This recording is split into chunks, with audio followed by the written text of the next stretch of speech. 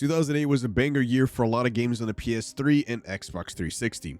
We had games like Fallout 3, Fable 2, Gears of War 2, Left 4 Dead, and many more great games, but the action game, in my opinion, that truly stole the year, and as of right now, still one of the best sequels to drop in many franchises throughout the years, is Ninja Gaiden 2. This was released all the way back on Xbox 360 in 2008, developed by Team Ninja. Now, Ninja Gaiden 2 is part of the 3D version of the Ninja Gaiden series. Now, when I was younger, I played a lot of the 2D side-scrollers like Shinobi, and of course, the 2D versions of Ninja Gaiden. But what truly got me in the series is, of course, the very first Ninja Gaiden back in 2004. This game alone was the best way for anyone who loved action games, but with a decent difficulty to them, like the DMC series, God of War, and many others out there. But Ninja Gaiden really truly scratches an itch for most fans of the action genre, just being an overpowerful ninja that truly defies the test of time. Now, you may have noticed I did only say Ninja Gaiden 2 was released on 360 due to it being closely enough of Xbox exclusives. A year later in 2009, Ninja Gaiden 2 was ported over to the PS3, deeming it Ninja Gaiden 2 Sigma. Now, this being a complete reimagined, definitely altered from the original 360 version, but this time it was released by Koei Tecmo. We're going to fast for about 10 plus years later, and we just received a remaster that essentially caused quite of a smaller controversy with this remaster due to it being Ninja Gaiden 2, which was a Xbox 360 game. Then a year later in 2009, Ninja Gaiden 2 Sigma, which was the PS3 port, which Ninja Gaiden 2 Black is an Unreal Engine 5 remake of Sigma. Not yes, did that sound confusing? Because yes, it is. There was a lot of controversy that spun around when Ninja Gaiden 2 first released, or Ninja Gaiden 2 Black first released, and that is exactly how it played out. It is essentially a remake of the PS3 port Sigma that came out in 2009. Now, of course, this is not some full-blown remake like we have been seeing lately, like with the Resident Evil series or any other major remakes. Just a really great visual enhancer to the entire look and make of Ninja Gaiden 2.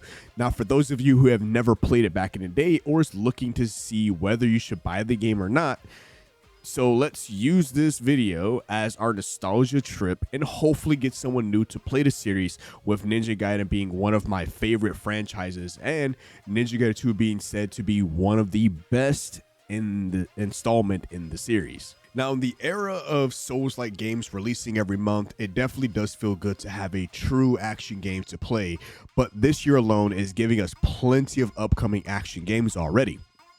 Team Ninja's dropping this remake, plus Ninja Gaiden 4 that coming out in fall of this year. Then we got a Ninja Gaiden Rage Bond as well that's coming out in the summer. Like, this is the year of Ninja Gaiden. But Ninja Gaiden just truly really scratches that itch, like I was saying earlier. I always strive for this natural difficulty action game.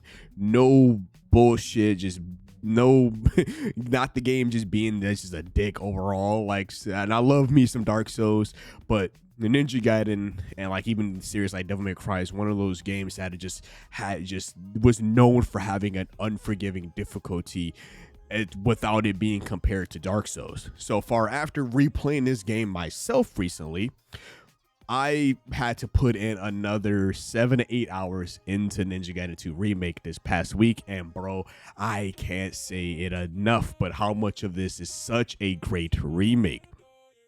It's been so long since I last played Ninja Gaiden, but goddamn, the Unreal Engine 5 makeover make this game look absolutely amazing. And with this fast-paced yet quite brutal swordplay, as you destroy literally anything that is just in your way. Let's just take a little bit closer look at what you could expect from the remake. Now, the core gameplay loop revolves around the fast-paced action Ryu can only offer, and you will pick up right away about how dangerous Ryu truly is, as you're immediately equipped with his dragon sword. But the first beginning parts of the game will kind of walk you through and how to be the best ninja that you can be by doing simple movements like wall running, learning different executions out there, or even just understanding how to properly evade and as well as parry attacks. Now, one of the best things in this game is, of course, the executions in itself. Like, it's amazing. Like, it is so satisfying. You know, just being able to cut through all of your enemies like butter, but they will continue wanting that smoke with you, so you must finish them off right. It's awfully funny watching a dude with one leg and one arm just crawl to you with absolute vengeance in his eyes, just ready to continue throwing hands with me. Ryu has many ways to actually execute these different enemies, and most of them are in the flashiest way possible, which by far the community and my favorite execution is, of course, the Izanami drop, which is just putting this dude in the air and absolutely spiraling him down into the ground right on his goddamn head. And honestly, when you get into the hang of it, you end up tossing out Izanami drops like Oprah's giving away free cars, my dude. Ryu gets multiple weapons to absolutely brutalize his opponents. I think by the time of chapter 11, you have quite the widest range of weapons to be able to actively choose from. Like, Ryu will be able to use, of course, his signature dragon sword. He gets newer weapons like the Eclipse Scythe, Dragon's Claw, the Tiger Fang swords, the Tonfas, the Kusarigama, and the Falcon Talons, which will just allow you to just have a little bit more variety in overall destroying your enemies. But not only that, he is a ninja. He's a ninja that also knows spells that are in the form of Ninpo, which includes using like the Art of the Flame Phoenixes, Art of the Wind Blades, and the Art of the Piercing Void. However, weapons in Ninpo from the original Ninja Gaiden will return in the form of the Art of the Inferno and in the Invigorian Flail. Other than that, mostly some of this stuff is relatively new to Ninja Gaiden 2. Ninja Gaiden does a good job at making the player feel like the most badass ninja on the planet, being able to really live out those ninja fantasies that you have when you're younger. But so far playing as Ryu, I'm just really enjoying the nostalgic feel of this action game. For example, I miss, but at the same time don't miss, the camera controls. The camera controls are still a bitch in this game, and I think that there's the charm of these older action games like Ninja Gaiden or Onimusha, Devil May Cry, and many more. The way the camera is used to keep track of you while you're zipping and zooming around, but god damn, I can feel the effects of a 2009 game. The camera always finds a way to screw me on boss fights, or even just overall fighting elite enemies, or just honestly telling me to go fuck myself when trying to platform around each level. As the gameplay plays in the background, you can see how the camera work is trying to keep up with how fast Ryu is moving, or even when you're playing as the legendary ninja waifus like Rachel, Momiji, and Ayane. For most of the 2000s action games, this is pretty much the status quo for a lot of them, just camera angles being hella ass, but I believe that's just the nice touch of magic to how these games were. But as I speak upon camera controls, I do want to talk a little bit about some of the boss battles, and one of the things that actually really help signify the difficulty of these games. The boss battles can be quite intense, and each boss has certain mechanics.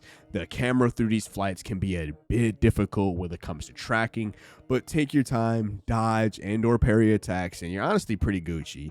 Sometimes I feel like this adds to the difficulty because I swear the camera likes to jerk a different way than what I wanted to, cause me to take overall command grabs up the ass every other time against these goddamn bosses.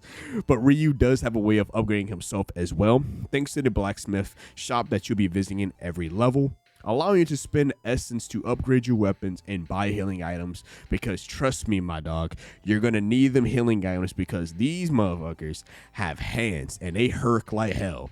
But I forgot back in the day though, there was a lot of games out there like that loved adding water levels, and I don't know if y'all agree with me or not, y'all may not, but I hate water levels. Ocarina of Time, I am looking at you when I think of water levels. Ninja Gaiden 2 has this water level with these stupid ass bluefish that finds a way to just command grab you, insta-lock you with these said command grabs, and it gets very annoying. But man, I love this game, but I hate this mission with a burning goddamn passion. It hurts my soul every time I look at this mission. I'm just so happy to get away from the mission. I'm like, bro, why did I put myself through this stress again? Years later after the fact.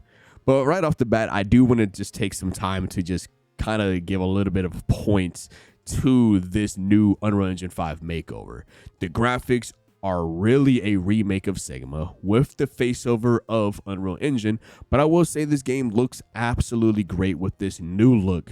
Like, for example, I'm really impressed for each chapter and or location, which is obviously just very gorgeous with each new location. The new facelift really brings each area a new light and just honestly a breath of fresh air from the 09 remake entirely. Even though I'm reliving the story and gameplay, but I will say this, man, this new remake makes Momiji, Rachel, and Ayane in this game looks even better with the great assets, if you catch my drift. Game became more like Ninja Waifu 2 with all the baddies in the series. Another thing I appreciate is, of course, the dismemberment in this game.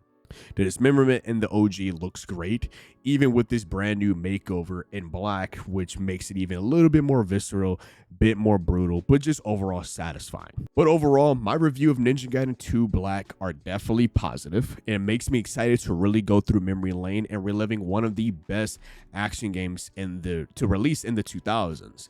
This is a great remake to get new people into the series, especially when Ninja Gaiden 4 is literally coming out later this year. But if you do want to try it out for yourself, it is on Game Pass. That's how I personally have played it. If you do want to own it for yourself, Steam currently has it right now at $50. But if you enjoyed today's episode, then I recommend subscribing to the channel and liking the video. And I do have a Discord if you guys want to nerd out as well. It's all in the link below. But as always, stay safe out there. And if you want more reviews, definitely come hit your boy up. But it's been your host, KSD TV, signing out. Peace.